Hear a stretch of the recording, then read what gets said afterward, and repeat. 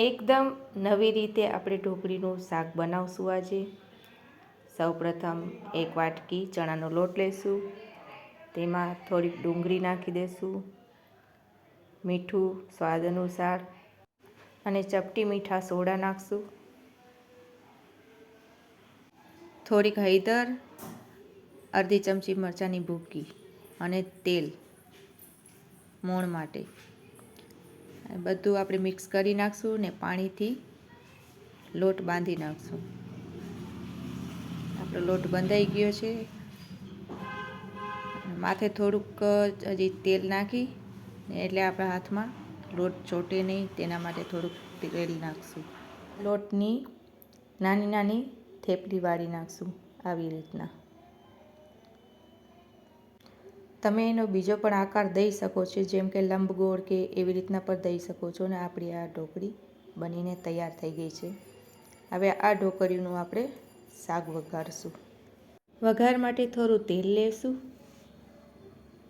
તેમાં થોડા જીરું અને જે ડુંગળી આપણે સુધારેલી હતી તે વઘારમાં નાખી દઈશું. હવે આને થોડી વાર સંતરાવા દઈશું. સંતરાઈ જાય પછી તેમાં આપણે લસણની પેસ્ટ નાખશું. હવે આ લસણની પેસ્ટ છે થોડી સંતરાવા લાગે તેમાં મસાલો આપણે ઉમેરી દઈશું. બધે થોડી હળદર,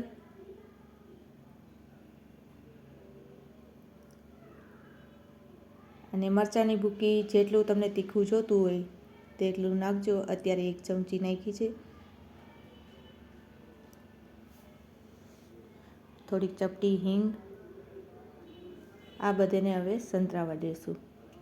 આમાં કોઈ ગરમ મસાલો કે કોઈ બીજા મસાલા એડ કરવાની જરૂર નથી. આમાં સિમ્પલ અને સરસ લાગે છે. હવે આ ઢોકળી આપણી બધી એમાં નાખી દઈશું. બસ થોડું પાણી નાખી અને એને ઢાંકીને ધીમા તાપે થવા દઈશું, એટલે આપણી ઢોકળી છૂટી પડી ન જાય. આ ઢોકળીને અલગથી બફાવવાની કંઈ જરૂર નથી. આ ડાયરેક્ટ કરી નાખો તો પણ સરસ થઈ જાય છે. અને બસ 1-2 વાર પલટાવી નાખવાનું એટલે આપણી ઢોકળી અંદર સુધી પાકી જાય. હવે તેમાં થોડું પાણી ઉમેરી અને થોડું મીઠું નાખી દઈશું. ઢોકળીમાં તો આપણે પહેલાં નાખી દીધું. હવે આ મસાલા પ્રમાણે થોડું મીઠું નાખશું. હવે આને સારી રીતે ચડવા દઈશું.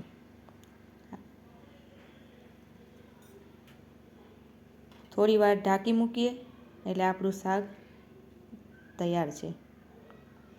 આ પરોઠા સાથે કે નાન સાથે બહુ સરસ લાગે છે.